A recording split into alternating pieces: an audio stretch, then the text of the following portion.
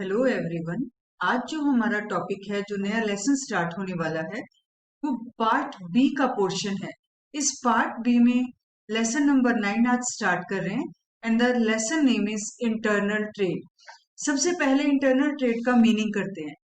Meaning करने के लिए इंटरनल ट्रेड को दो हिस्सों में डिवाइड कर दीजिए। Two words are there, one is the internal and second is the trade. Trade का मीनिंग आप पहले कर चुके हो, फर्स्ट चैप्टर में ही हमने कर लिया था, that buying and selling of goods and services. अब हम बेटा जब भी बिजनेस की बात करते हैं तो हम सिर्फ गुड्स से रिलेटेड नहीं है। अब हम जान चुके हैं फर्स्ट चैप्टर में that we are related with the buying and selling of goods as well as of services. तो ये तो हो गया हमारा ट्रेड का मीनिंग। इसके बाद हम बात करते हैं internal. Internal means with in the geographical boundaries of a country. अगर हम अपनी एक कंट्री के अंदर ही बिजनेस कर रहे हैं, अंदर ही ट्रेड कर रहे हैं, we are not going beyond the geographical boundaries, हम उन बाउंड्रीज से बाहर नहीं जा रहे, सेल परचेज ये सब बाउंड्रीज के अंदर ही है हमारी कंट्री की, then it is known as a internal trade. Buying and selling हुई ट्रेड। इंटरनल का meaning within the geographical boundaries of a country. तो इसका मीनिंग क्या हो जाएगा इंटरनल ट्रेड का? दोनों को ऐड कर दीजिए। Buying and selling of goods and services within the geographical boundaries of a country is known as a internal trade. So now, what are the features of internal trade? It is as simple as the meaning of internal trade, right? First point, simple ये meaning का ही है जो आपने अभी previous slide में किया। Buying and selling of goods and services within the geographical boundaries of a country. This is the first feature. Second feature, जब ये हमारा एक ही कंट्री में हो रहा है तो डेफिनेटली पेमेंट किस में होगी? होम करेंसी में होगी। फॉर एग्जाम्पल अगर हम इंडिया में हैं तो हमारी जो currency that that will be use, that will be the rupees itself. अब फॉर्मेलिटीज, इंटरनल ट्रेड में हमारी या तो फॉर्मेलिटीज हैं ही नहीं या बहुत कम फॉर्मेलिटीज है। ये पॉइंट आपको तब जाकर समझ आएगा जब हम नेक्स्ट चैप्टर करेंगे, that is the international trade. In the international trade you will see how many formalities are there. इतनी formalities हैं वहां पे कि आप सब point 16 points will be there for the formalities itself. तो वहां पे तो बहुत फॉर्मेलिटीज हैं इंटरनेशनल ट्रेड में। लेकिन अगर हम बात करें इंटरनल ट्रेड की, then the either the formalities are nil, और if they are there in that case they will be very few. अब ट्रांसपोर्ट कैसा यूज होगा हमारा internal trade? Transport local modes use होते हैं। लोकल मोड्स मींस जहां पे हम ट्रेड कर रहे हैं उस जगह पर कौन से मोड्स ऑफ ट्रांसपोर्टेशन चल रहे हैं। फॉर एग्जांपल अगर वो जगह सी एरिया के पास है तो हमारे सी वेज चलेंगे। अगर वो हमारी सिंपल ग्राउंड है, लैंड एरिया है, तो हमारे रोडवेज चलेंगे। तो मतलब हमने कौन से मोड्स ऑफ ट्रांसपोर्ट यूज किए? Local modes of transport. So all these four are the features of internal trade. First point meaning, second is related with the payments, third is formalities are very less or nil, next is transportation is the local modes of transport. अब इसके बाद internal trade, it is of two types, right? Internal trade हमारा दो तरह का है, one is the wholesale trade and second is the retail trade. सबसे पहले अब हम इस टाइप्स में लेंगे what is the wholesale trade. Wholesale trade में सबसे पहले आप ये लीजिए दैट होलसेल ट्रेड का मीनिंग क्या होता है। ये जितना भी इसका मीनिंग है अगर हम फीचर्स कर लेंगे तो वो सारा मीनिंग आपको अपने आप क्लियर हो जाएगा। तो हम डायरेक्टली इसके फीचर्स करते हैं। When we are going to combine all these features the meaning will itself be clear. First point is link between the producer and retailer. बेटा सबसे पहले एक और पॉइंट करो, ये है देखो लास्ट पॉइंट जो उधर से तो था लिंक बिटवीन, ये है first intermediary in the distribution channel. हमारा डिस्ट्रीब्यूशन चैनल होता क्या है? डिस्ट्रीब्यूशन चैनल मींस गुड्स हमारी प्रोड्यूसर्स के पास हैं और पहुंचनी कहां पर है? कंज्यूमर के पास। तो जो लोग बीच में आएंगे इनके, goods will start from producer and it has to reach to the consumer. Goods consumer तक कैसे पहुंचे? जो बीच में आएंगे, this is known as the distribution channel.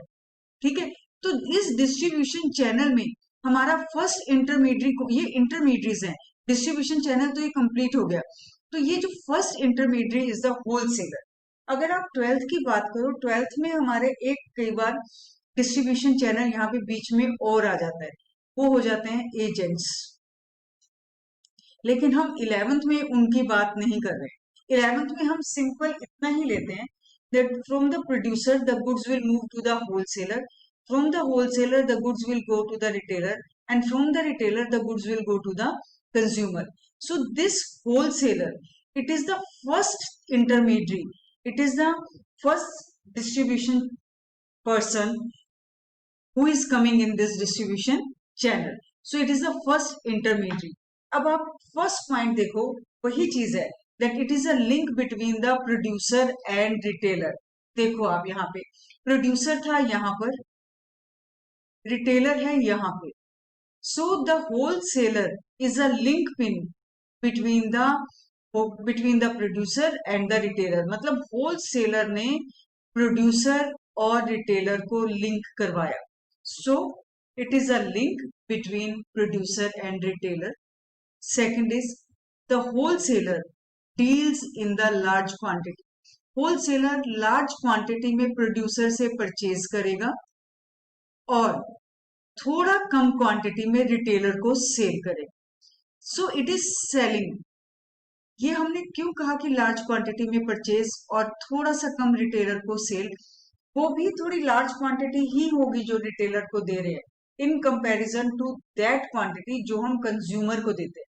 तो ये जो हम बात कर रहे हैं, ये he is dealing in the large quantity, क्योंकि उसने प्रोड्यूसर से बहुत ज्यादा परचेज किया इन द लार्ज क्वांटिटी, और रिटेलर को भी लार्ज क्वांटिटी में ही सेल किया। लार्ज क्वांटिटी में तो सेल किया, लेकिन प्रोड्यूसर से कम लार्ज क्वांटिटी में सेल किया, right? So he deals in the large quantity. He is specialised generally in one line of product.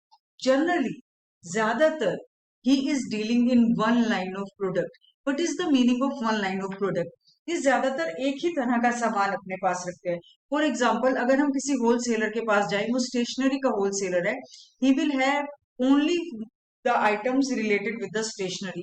अगर हम बात करें किसी ऐसे होलसेलर की who is dealing with the grains, तो उसके पास सारे ग्रेन्स ही होंगे, हर क्वालिटी का ग्रेन होगा उसके पास, लेकिन वो और कोई सामान नहीं रखेगा। अगर कोई सोप्स में डील कर रहा है, तो उसके पास सारी क्वालिटीज के, सब प्राइसेस के सोप्स ही होंगे। तो इसको हम कहते हैं one line of product. Generally word यहाँ पे यूज किया गया है। इसका मतलब ज्यादातर they are dealing in the one line of product, but exceptions are always there. अब बात करें हम इन्वेस्टमेंट की। जो होलसेलर की इन्वेस्टमेंट है, it is always of the large amount.